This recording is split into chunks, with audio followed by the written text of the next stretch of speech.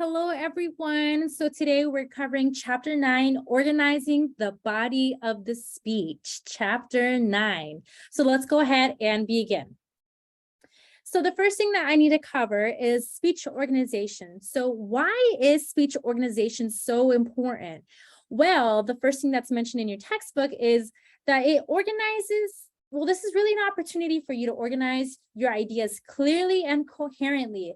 So essentially, when you are performing research and you're gathering your materials, when you are organizing the speech, this really gives way for you as a speaker to figure out what are your main ideas. So you can organize them in any order or any style that you want. Now, the second reason why speech organization is important is it's really just essential for public speaking, right? So when you are delivering a speech, it's very hard to give a speech just straight off the top of your head.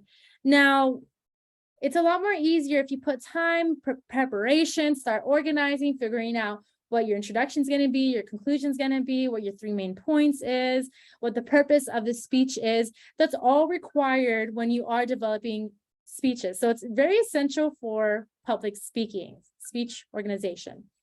Now, the third reason that's mentioned in your textbook is that this gives you an opportunity to really critically think and connect the materials together. So again, when you are gathering materials, gathering your resources, gathering information, not only will you be able to organize them logically, you can also critically think about, well, which information or which materials will best support the overall goal of my speech, the overall purpose of the message, right? So again, why is it important to organize? Why is it important to have speech organization? Well, it's because we can organize ideas clearly and coherently. It's essential for public speaking. And also we can critically think and connect the materials together. Now, the main points of a speech, which the body of the speech should be carefully selected and crafted during the research process. So again, while you're performing research, you're gathering your materials, you need to figure out, well, what are the three elements that I want to highlight in my speech? What are the three supporting materials that I want to support the overall goal of my speech, right? So if your goal is to inform your audience about the dangers of texting while driving, well, what are the three dangers that I want to highlight in my speech? Now, you may have a plethora of reasons, a plethora of research that you can talk about. Well, it's up to you to decide what are the three main themes, what are the three main reasons or ideas I want to use to support my speech topic. Now, for our informative speech, we will have three main points. So keep that in mind. We need to develop those three main points. So let's go ahead and move forward. Now, there's three different ways in which you can organize your speech. The first way is chronological order. So according to your textbook, chronological order is main points following a time pattern. So typically this is past, present, future, oldest to newest, newest to oldest, future, present, past, right? So you're following a time order. So if we think back to our cultural artifact speech, this was very much a chronological order speech. So we were presenting items from our past, our present, and our future. So this is chronological order. Now let's go ahead. I did provide here an example for you.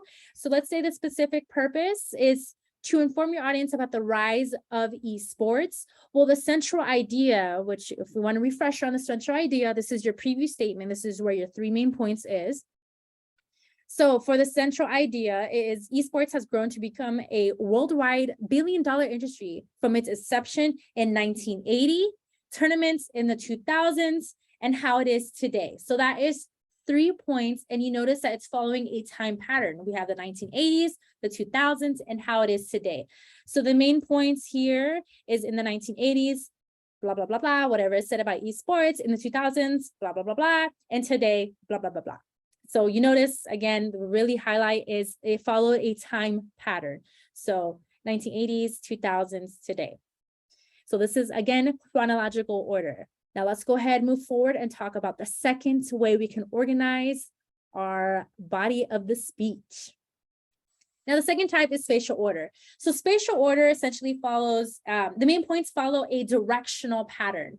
So if you were to inform us about the 3 areas in Italy, well, you could start from north, midwest, south, right? So north, middle, south, left to right, front to back, inside out, east to west. So again, this is following a directional pattern. So a direction of whatever your topic may be. Now, let me give you an example just to clear that up. So we have here an example of spatial order. So the specific purpose is to inform my audience about the 3 major regions of Italy. So we have here the central idea, right? So remember the central idea, so 3 main points of your speech. So northern, central, and southern Italy have their own attractions. What are the main points? Well, northern Italy is home to Venice and its world famous canals. Central Italy is home to Rome and its world famous Colosseum. Southern Italy is home to Sicily and the Leaning Tower of Pisa. Now, you notice again, this is following a directional pattern. So it's north, central, south. It could be from left to right, right to left. You were talking about the United States. You could talk about the West Coast, the Midwest, and East Coast, right? So you're following a directional pattern. So you're going left to right, right to left, east to west, north to south, directional pattern, spatial order. Now let's go ahead and talk about the next type. It is topical order. So typically topical order is essentially what we'll be doing in our class. And it is typically within a lot of speeches, right? So let's go ahead and discuss or define what topical order is. So topical order is main points that divide the topic into logical, consistent subpoints. So essentially, you're dividing your topic into subpoints in a logical order. Now, the order is really depending on the topic. So it depends on you as a speaker. Now, let me use an example. So let's say I want to inform my audience of the dangers of texting while driving. Well, we have, let's say, for example, you can go to traffic school, get a fine, or you can cause injury to self or others. Now, you as a speaker, you can arrange this in any order that you want because this is topical order. So I can start with, you can cause injury to self or others, you could go to traffic school, or you could get a fine. Now, again, it doesn't matter in which way I organize it. It's completely up to you as a speaker. So again, it depends on the speaker and really the overarching topic. So you decide what is the most logical order to organize it in. So topical order depends on the topic. So majority of us will be using this. It is completely at your discretion, again, in which way you want to organize your 3 body points. So however you want to arrange it. Now, here is an example. So we have here a topical order example, which is specific purpose to inform our audience about the achievements of Josephine Baker. The central idea, again, this is previewing your 3 main points. Josephine Baker was a multi-talented figure in the fight for social justice through her 3 different roles: an entertainer, spy, and civil rights activist. So I, as a speaker, I can arrange this in any way that I want. I can start with the entertainer, her as a spy, and her as a civil rights activist. Or I could start with her as a civil rights activist, then her as an entertainer, and then her as a spy. So topical order, it's completely up to the speaker and the overarching topic, like what your goal is. So you get to decide, well, which way you want to arrange it. So again, it's completely up to you to decide that. But if you ever need help, I'm here to be of assistance. So let's go ahead and move forward to the next slide. So here I provided you some tips for preparing your main points. Well, the first tip is that you want to make sure you keep your main points separate. Now, what does that mean? Well, I have an example here for you. So let's say you want to inform your audience about the effects of color onto mood. Okay, so we have here the first body point is blue color shows sadness. Second body point, red color shows anger. Third point, the green and yellow shows color, or color shows happiness. So you notice I said green and yellow, so I have 2 colors put together.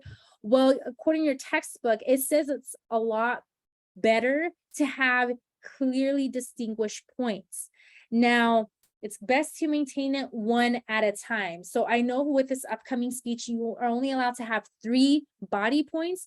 Well, you need to make sure you have one idea per point. So if you have here for the first point, blue color shows sadness, awesome. Red color shows anger, awesome, because you notice it's one color, it's one idea per point. So the first main point, one idea. The second main point, one idea. Well, the third main point has 2 ideas.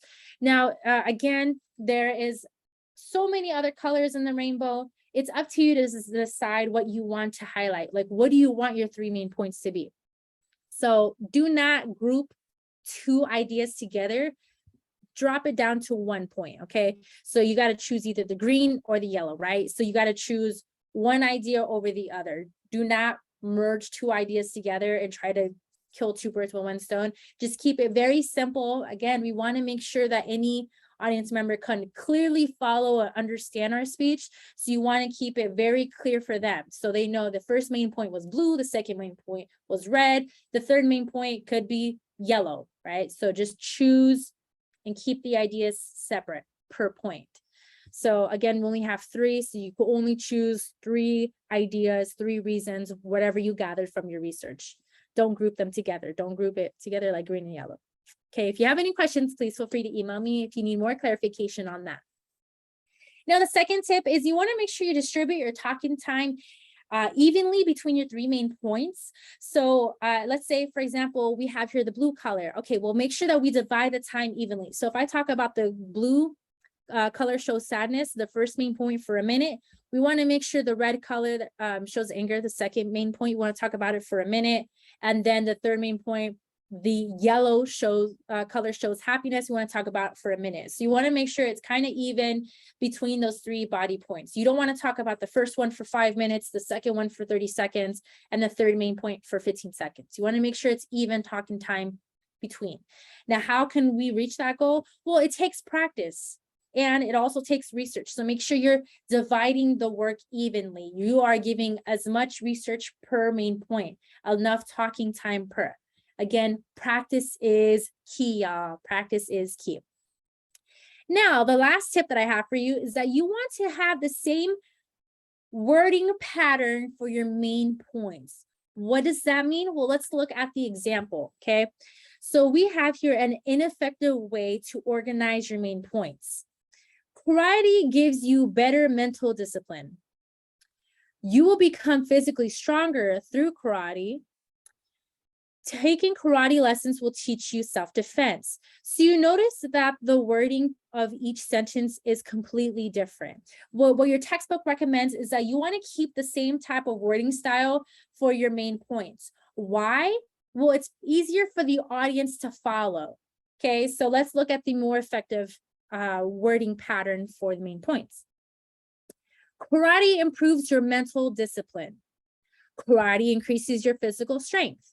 Karate teaches you self-defense. So you notice that each of the sentences start with karate, karate, karate, right? So it's keeping a same pattern of wording per sentence. So these are the 3 main points of this person's speech. So they have karate improves your mental discipline. And then I'm sure right after they have their own supporting materials, so such as citing research, citing organizations, putting in their own personal experience and their own take on that reason.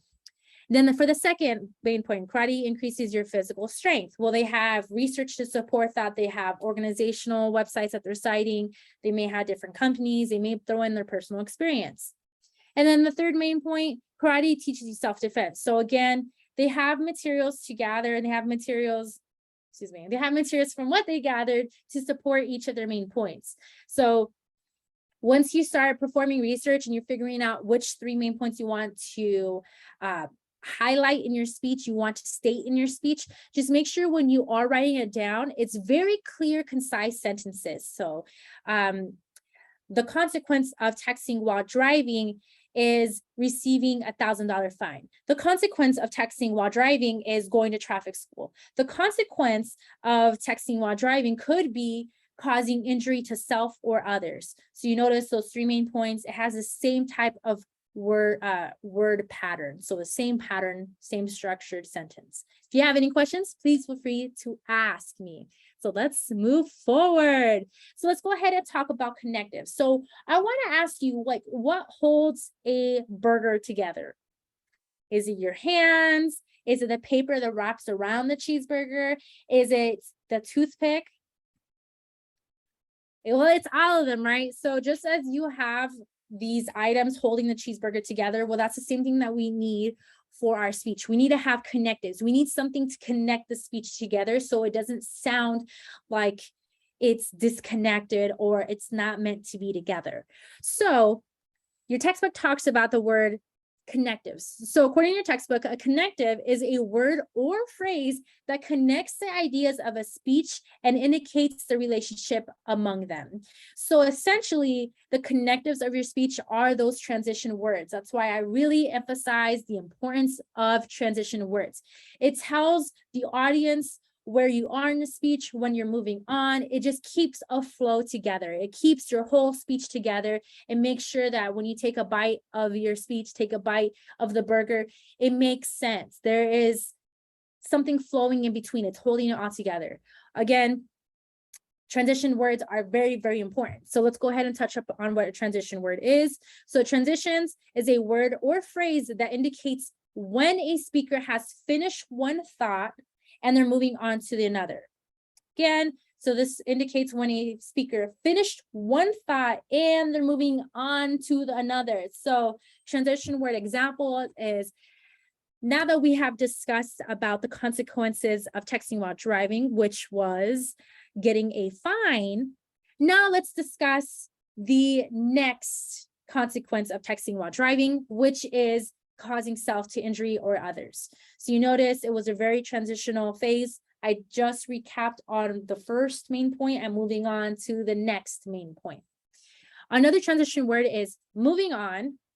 So just moving on, let's talk about causing injury to self or others. Another transition word is next. I will cover the consequence of texting while driving, which is receiving a large fine. So again, transition words, very, very important. Now that we've discussed this, moving on, next I'll cover, and we can still use the first, second, third. So first, first I talked about moving on, I'm gonna talk about the next thing. So again, transition words are very, very important to have in your speech. Now, that is the end of chapter 9, organizing the body of the speech. If you have any questions, comments, or concerns, please feel free to reach out to me. Please, please, please feel free to reach out to me. You can message me on GroupMe, you can email me, whatever it may be. I am here to help you. Thank you so much. Again, let me know if you have any questions.